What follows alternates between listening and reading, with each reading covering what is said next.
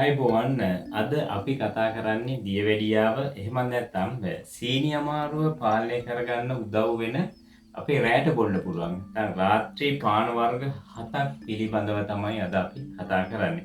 ඉතින් ලංකාවේ අපිට තියෙන ලොකුම ප්‍රශ්නයක් තමයි රැට බත් වැඩිපුර කාලා ඒ වගේකට සීනි දාපු කිරි දෙකකුත් බීලා නිදා ගන්න එක. ඒ පුරුද්ද නිසා උදේට නැගිටිනකොට සීනි මට්ටම නැත්නම් නිදාහාර සීනි මට්ටම ගොඩක් වැඩි වෙලා. ඒ වෙනුවට අපේම කුස්සියේ තියෙන අපිට ලේසියෙන් හොයාගන්න පුළුවන් දේවල් පාවිච්චි කරලා කොහොමද ගුණදායක පානයක් හදාගන්නේ කියන එකයි අද අපි මේ වීඩියෝ එකෙන් කතා කරන්නේ.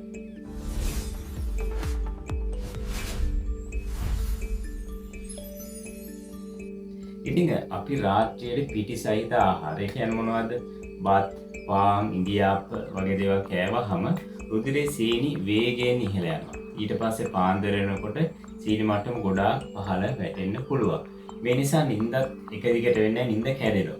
ඒ වගේම නිතර මුත්‍රා බලක් හැදෙන්න පුළුවන්. ඉතින් මේකට අපි කියනවා night time hypoglycemia කියලා. මේ බීම වර්ග 7 මගින් අපි උත්සාහ කරන්නේ මේ සීනි මට්ටම අඩු වැඩි වීම වෙනස් වෙන එක නවත්තන එක. ඉතින් පළමු පානය ඇපල් සයිඩර් විනාකිරි. මේ සුපිරි වෙනද සැල් වල නැත්නම් සුපර් මාකට් වල නම් ගන්න තියෙනවා. නමුත් මෙතනදී වැදගත් දේ තමයි කුරුඳු.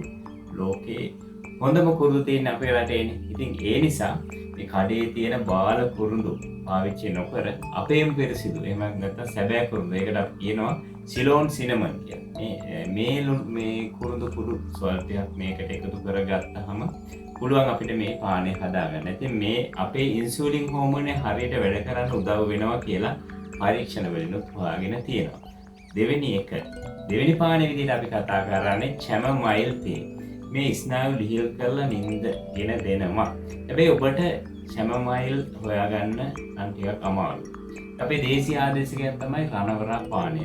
රණවරාම තම්බල සීනි නොදා පානය කරන්න පුළුවන් නම් ඒක ශරීරය සිසිල් කරන, ලේ පිරිසිදු කරන, සීනි පාලනය කරන්න ලොකු සහයක් දෙන පානයක් කියලා හොයාගෙන තියෙනවා. ඉතින් රැට කිරි තේ බොන වෙලාවට මේ වගේ ඔසු පැන් එකක් බොන්න පුරුදු වෙනවා නම් ඔබේ ශරීර සෞඛ්‍යයට ඉතාමත් හොඳයි.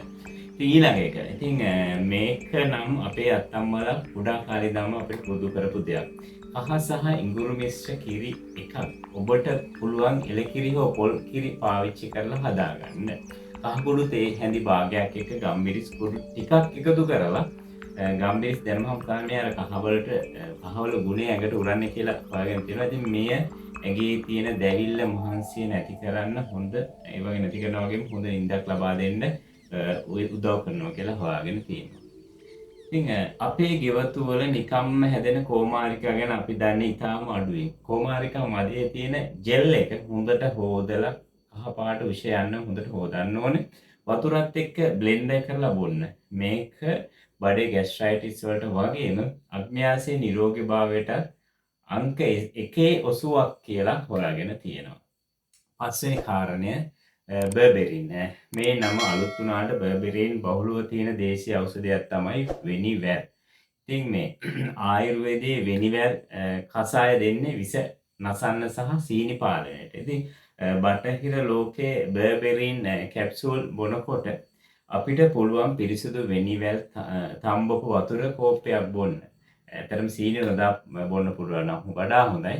එය මෙට්ෆෝමින් පෙත්තට සමාන ගුණයක් ස්වභාවිකව ලබා දෙනවා කියලා හොයාගෙන තියෙනවා. ඉතින් 6 වෙනි එක තමයි ඉලෙක්ට්‍රොලයිට්. ඒ කියන්නේ මේ තැඹිලි වල මේ ගුණ තිබුණා දියවැඩිය රෝගයකට රාත්‍රියේ තැඹිලි බොන එක එච්චර හොඳ නෑ. මොකද ඒකේ සීනි තියෙනවානේ. ඒ වෙනකොට හොඳම දේ තමයි වතුර වීදුරුවකට දිහි ස්වල්පයක් සහ ලුණු ස්වල්පයක් එකතු කරලා බොන එක. ඉතින් ඒ වගේම මේ දවල් කෑමට හුරුංග කොළ, ගොටු කොළ වගේ මැග්නීසියම් බහුල පලාවර්ග එකතු කරගන්න ඒකත් ඉතාමත්ම වැදගත් කියලා පරීක්ෂණ වලින් හොයාගෙන තියෙනවා. ඉතින් අවසාන පානය විදිහට අපි අද කතා කරන්නේ ලුණු මිශ්‍ර ජලය. ලංකාවේ අපි රස්නේ රටක ජීවත් වෙන නිසා අපේ ඇඟෙන් දාඩිය පිට වෙනවා වැඩි. ඒ නිසා ලවණ අඩු වෙන්න පුළුවන්. ඉතින් රාත්‍රියට වතුර බොනකොට හොඳ තත්ත්වයේ ලුණු කැටයක් අරගෙන ඒකට දාලා අපි බොන්න පුරුදු වුණොත් ඒ රාත්‍රියේ නිතර මුත්‍රායන එක පාලනය කරගන්න පුළුවන් වෙනවා. බලන්න මේ දේවල් බොහොමයක් අපේ ගෙදර දොරේ තියෙන දේවල්. ඉතින් කිරිතේ එක වෙනුවට අද රෑ ඉඳන් කහ කිරි එකක්. එහෙම නැත්නම් රණවැලා එකක් නැත්නම් වෙනිවැල් වතුර ටිකක් බීලා බලන්න. මේ පුංචි වෙනස ඔබේ දියවැඩියා පානයට ලොකු අත්දැකීමක් වේවි. ඒ වගේම දේශීය දේ අගයන නිරෝගී දිවියක් වෙනුවෙන් අපේ channel එකට subscribe කරන්න. ඉතින් මෙඩි අප්ඩේට් අදත් කතා කරේ ඔබේ රාත්‍රී නිින්දට යන්න කලින් බොන්න හොඳ පාන වර්ග 7ක්. ඉතින් බලන්න මේක අත්දැකලා ඔබ තව ටිකක් හොයලා බලන්න මේ සාර්ථකත්වය කොහොමද කියලා. ඉතින් ගොඩක් පරීක්ෂණවලින් සාර්ථකත්වය ලැබුව නිසා තමයි අද මේ වීඩියෝ එක ඔබ වෙත ගෙනාවේ.